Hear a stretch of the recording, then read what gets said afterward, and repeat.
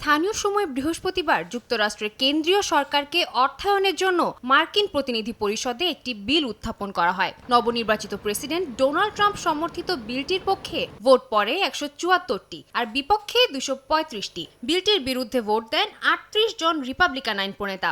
এতে প্রতিনিধি পরিষদে পাশ হয়নি বিলটি।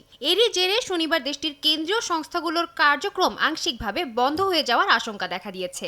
শাটডাউন এড়াতে কোনো সুস্পষ্ট পরিকল্পনা এখন পর্যন্ত মার্কিন কংগ্রেসের সামনে নেই বলে জানিয়েছে রাজনৈতিক বিশ্লেষকরা। তাদের মতে ক্ষমতা নেয়ার আগেই বড়সড় ধাক্কার মুখে পড়েছেন ডোনাল্ড ট্রাম্প।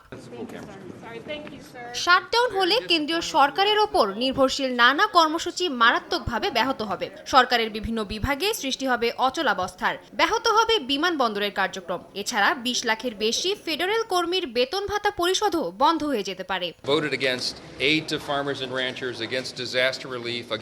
আগামী 20 জানুয়ারি দ্বিতীয় মেয়াদে হোয়াইট হাউসের দায়িত্ব নেবেন ট্রাম্প। সে সময় 2 কক্ষ বিশিষ্ট মার্কিন কংগ্রেসের পূর্ণ নিয়ন্ত্রণ নেবেন রিপাবলিকানরা। কিন্তু ট্রাম্পের আহ্বান উপেক্ষা করে রাষ্ট্রীয় অর্থ বিলটির বিরুদ্ধে ভোট দেওয়ায় রিপাবলিকান পার্টির মধ্যে সুস্পষ্টভাবে একটি ফাটল তৈরি হয়েছে বলে জানিয়েছেন রাজনৈতিক বিশ্লেষকরা।